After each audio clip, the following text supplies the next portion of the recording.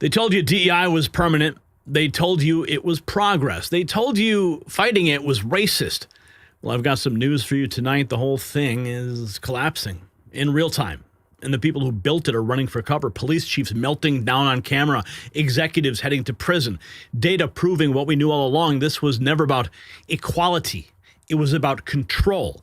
And now President Trump has ripped it out by the roots, starting with the institutions that were supposed to protect your health.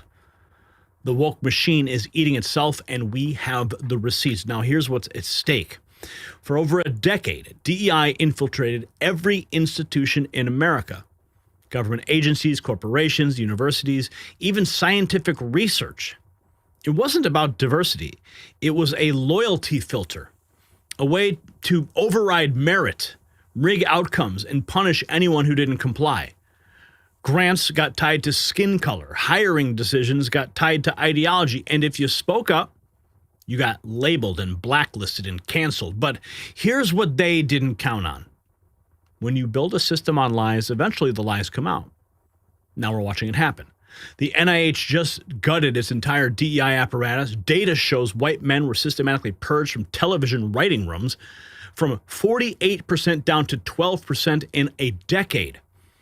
A DEI police chief in Washington, D.C. had a screaming public meltdown after getting caught falsifying crime stats. And a Facebook DEI director who stole $5 million is heading straight to prison. The cracks are not forming. The walls are falling. As we wrap up 2025, it's a good time to slow down and reflect on the year. If there's one thing we've learned, uncertainty isn't temporary. It's the world we live in now. Waiting for things to go back to normal is not a plan, it's a gamble. And for over a decade, my friends at Noble Gold Investments have helped Americans protect themselves by diversifying with gold and silver. In an uncertain world, real wealth isn't digital. It's physical, it's lasting, and it's yours. So before the year ends, take a smart step towards a safer future and visit nextnewsgold.com to get your free wealth protection kit today. That's nextnewsgold.com. And now it gets even deeper. J.D. Vance just declared that in the United States of America, you don't have to apologize for being white anymore. He said DEI is being sent to the dustbin of history. Stephen Miller called it what it is, DEI communism. Not just redistributing wealth, but redistributing guilt, opportunity, and rights based on what you look like. Meanwhile, the EEOC is now openly telling white men to report discrimination. Finally. They're hiring attorneys nationwide to enforce civil rights laws equally for everyone. Even the science is getting corrected. Remember when woke archaeologists claimed that Britain's first inhabitant was black? DNA evidence just proved she was a local white woman. Ideology distorted the science, and the media ran with it anyway. The lies are unraveling everywhere you look. Now, check this out. Let's go and find here's Stephen Miller. Check this out. So the commie boot camp. Sometimes we laugh at this. We see him doing sit-ups. Is that a concern to you, Mr. Miller? Well, what's a concern to me is that we don't have a Democrat Party anymore. They still have the D in front of the name. They call themselves Democrats. We have a Communist Party, but it's actually the worst kind of communism imaginable, which is DEI communism. So it's not just we're going to redistribute your wealth. It's we're going to import massive numbers of illiterate refugees and give all your wealth to them. And we're going to give their kids the first spot in every college. And we're going to make sure their kids are the next wave of doctors who are going to butcher you when you're having a medical emergency. So we've combined the two worst ideologies imaginable.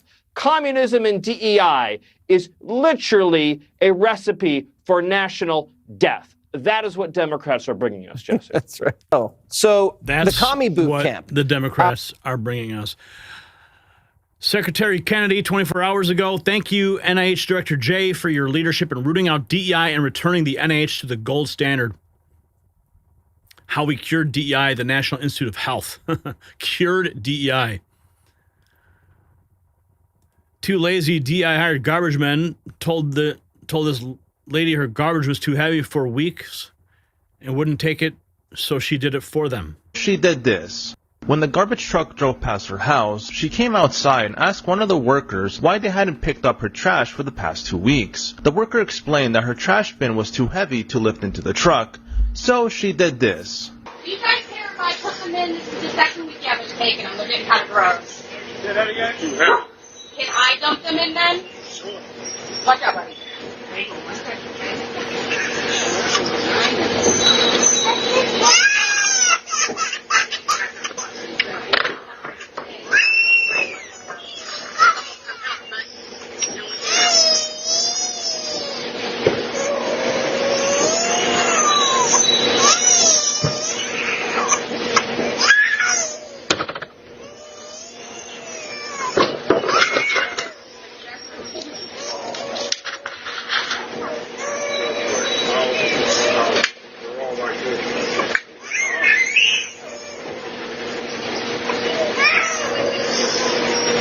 Unreal.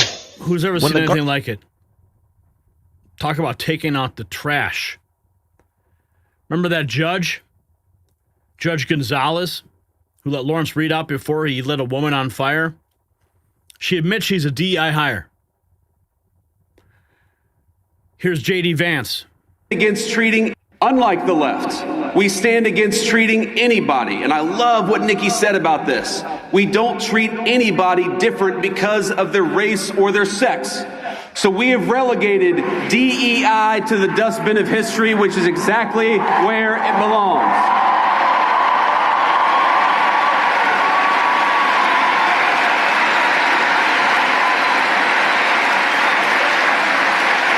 In the United States of America, you don't have to apologize for being white anymore.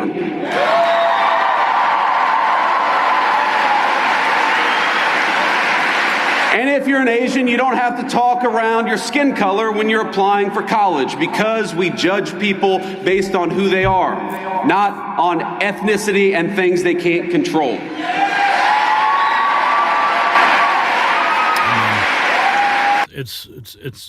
That's how it should be. Man, the people in control, they're the ones that let this whole thing force it off the rails. Here's the DEI police chief, Pamela Smith, having a screaming meltdown. Never would I compromise my integrity. Never would I compromise 28 years in law enforcement for a few folk who couldn't stand to be held accountable. And if I had to do it all over again, I'd do it again. So I'm going to the Bible when I say this to my haters. F you. The same folks who said in that report. I don't remember seeing that in the Bible. Do you guys? Do you remember that scripture? No, I don't recall that one. I don't know. Drop a comment if you can find a scripture for that. I don't know. That they changed their numbers, and I did not. The report is very clear. I did not direct anyone. You should investigate those folks. Yep. Deflection, point the finger, accuse everyone else except you, right? DNA shatters woke history myth as first black Briton is actually white. Ohio State appears to have a racist DI program, which is hateful skin color-based discrimination hiring practices. If you applied for a job, too white. File a complaint with the EEOC and get a lawyer. You may win compensation. So we looked at 10 of the most prominent public universities, and we found that Ohio State University has the most people dedicated to DEI, 200 people, excuse me. So they spent over $13 million paying them last year. That's the equivalent of tuition for 1,000 in-state students for Ohio. So 1,000 students are paying for their DEI structure. And they're paid very well. The two highest paid are paid just about $300,000 each. There are many people making $250,000. And the thing with DEI is it's not about equality or equal opportunity. It's a radical ideology. It forces people to groups of oppressor or oppressed, and it does the opposite of its claims to be inclusive. It's divisive, and it makes racial prejudice okay. We sort of expect this from Harvard or UC Berkeley. But OSU is Midwestern Big Ten school. It's a mostly red state. The incoming vice president, J.D. Vance, he wrote Hillbilly Elegy about growing up there. He's among the alumni. So it's not the first place you'd expect DEI to take hold, but here it is. And by the way, he has called out OSU for their DEI efforts. OSU and other universities also receive a lot of money from hostile foreign governments. Tell us more about this. Yeah, this is fascinating. So here's the moment that captures it all.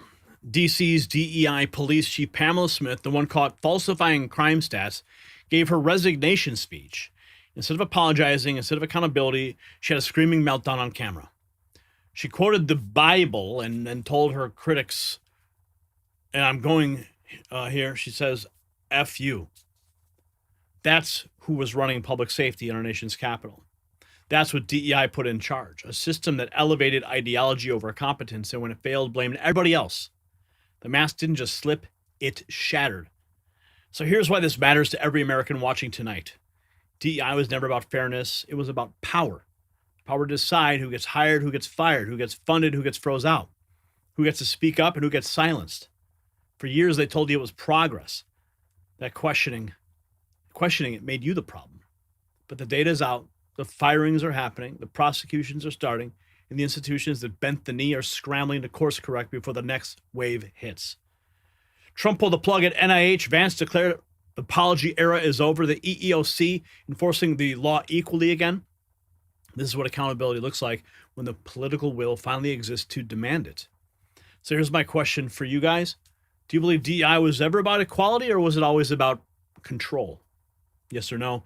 Drop it in the comments and check out the Next News merch shop linked in the description.